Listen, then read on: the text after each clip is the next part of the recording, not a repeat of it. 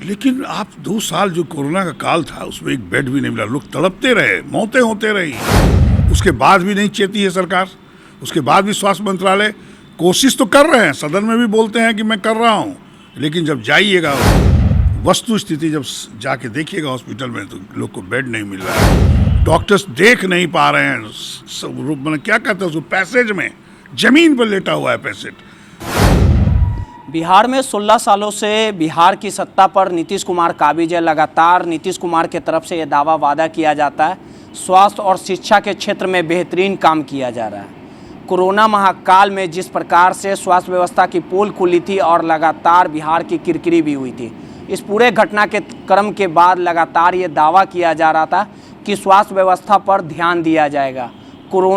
Corona की रफ्तार अब लगातार बढ़ते जा रही है, जो मरीज हैं उसमें बेतहाशा वृद्धि होते जा रही है। लगातार स्वास्थ्य विभाग आज भी उसी तरह से चौपट है। हमारे साथ बात करने के लिए तमाम मुद्दों पे अजीत शर्मा जी है, कांग्रेस के विधायक दल के नेता हैं, वरीय लीडर हैं।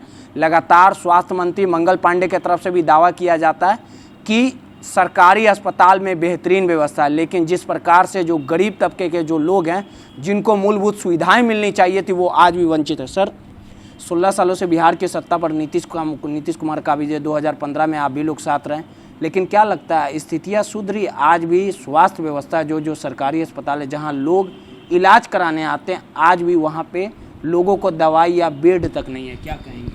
बिल्कुल आपका सही कहना है। दावा तो सब लोग करेगा, जिसकी भी सरकार होगी वो क्या बोलेगा कि हमारा स्वास्थ्य व्यवस्था चरमराया हुआ है, क्या मंत्री बोलेंगे? वो तो दावा तो सब करेंगे, लेकिन सच्चाई तो जनता देख रही है। आप भी देख रहे हैं, मैं भी देख रहा हूँ, कहीं स्वास्थ्य व्यवस्था सुदृढ़ नहीं है। न तो बेड मिलता है, न वेंटिलेटर चलाने वाला कोई है। आपने कोरोना काल में 2 वर्ष देखा, आप तो अभी कह रहे थे 16 वर्ष से सरकार है माननीय नीतीश कुमार जी का, लेकिन आप 2 साल जो कोरोना का काल था उसमें एक बेड भी नहीं मिला, लोग तड़पते रहे, मौतें होते रही। उसके बाद भी नहीं चेती है सरकार। उसके बाद भी स्वास्थ्य मंत्रालय कोशिश तो कर रहे हैं, सदन में भी बोलते हैं कि मैं कर रहा हूँ, लेकिन जब जाइएगा वस्तु स्थिति जब जाके देखिएगा हॉस्पिटल में तो लोग को बेड नहीं मिल रहा है, डॉक्टर्स देख नहीं पा रहे हैं। मतलब क्या कहते हैं उसको, पैसेज में जमीन पर लेटा हुआ है पेशेंट। और ऑक्सीजन का प्लांट भागलपुर जैसे हम तो वहाँ के आते हैं, 6 ऑक्सीजन प्लांट जिस कोरोना काल में तय हुआ बनने का, 1 चालू हुआ, अभी भी वो चालू हुआ है, लेकिन अभी ऑक्सीजन फिर से नहीं मिलेगा लोगों को। कोरोना का तीसरा लहर फिर से स्टार्ट हो गया है। लोग अब देख रहे हैं कि आप देखे होंगे अखबार में, या लोग कह रहे हैं कि कोरोना ग्रसित हो रहे हैं लोग।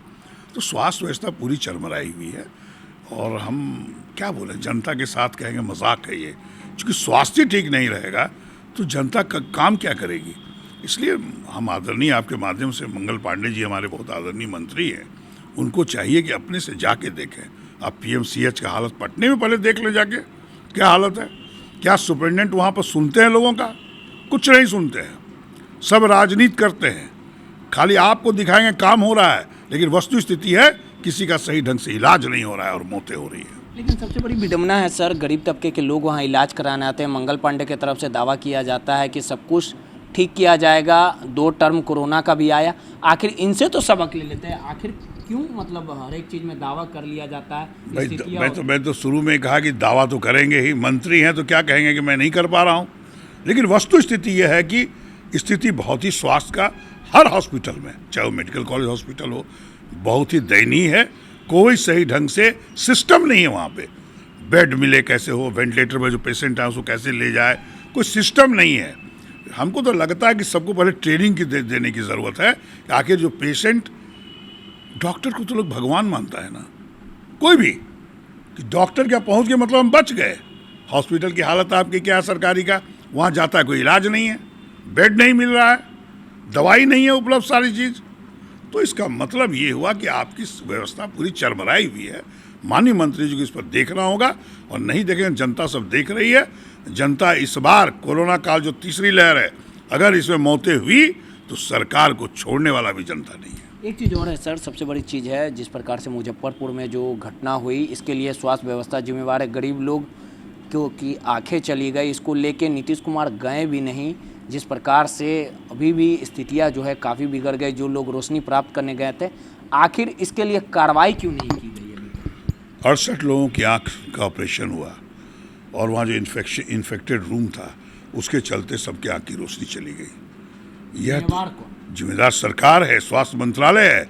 आपकी मौत चली गई, आंखें खराब हो गई, इसका जिम्मेदार सरकार है। क्यों स्वास्थ्य व्यवस्था इतना रद्दी था? क्यों ऐसा हुआ? अब मोतियाबिंद का ऑपरेशन करते हैं और आंखें चली जाती है। इसलिए ये सरकार दायित्व लेना चाहिए उनको और उसका मुआवजा देना चाहिए, क्योंकि अब उसकी आंख चली गई तो वो काम नहीं कर पाएगा। मान लीजिए किसी घर में वही एक आदमी कमाने वाला है, परिवार कैसे चलेगा? तो उसको मुआवजा भी देना चाहिए और सरकार इसके लिए जिम्मेदार है। आगे भविष्य में ऐसा गलती न हो, इसके लिए कड़ी से कड़ी कार्रवाई करनी चाहिए। तेजस्वी यादव परिणय सूत्र मांगेंगे। मैं तो सबसे पहले आदरणीय विपक्ष के नेता को, चूँकि हम बहुत बड़े हैं, उनसे उम्र में भी आशीर्वाद भी देंगे, शुभकामना भी देंगे कि उन्होंने शादी किया।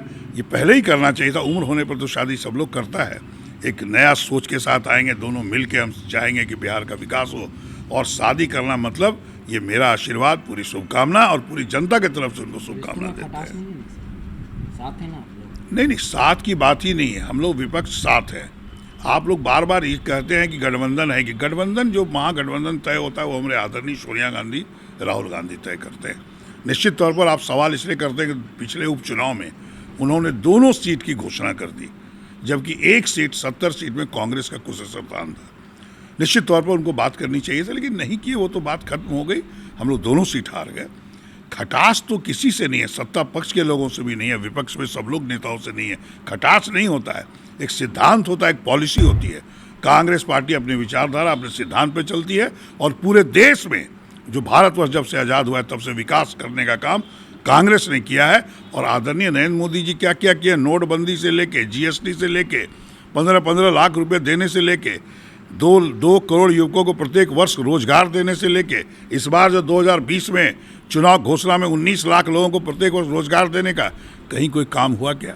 उल्टा ये बेचने का काम कर रहे हैं। जितने PSUs बनाए गए हैं कांग्रेस के टाइम में, जहाँ नौकरी युवकों को मिलता है, वो बेचने का काम कर रहे हैं। चाहे वो रेल हो, हवाई सेवा हो, अभी आप सुनिएगा IDBI बैंक, BPCL, सारे चीज़ तो बेचने की तैयारी में है।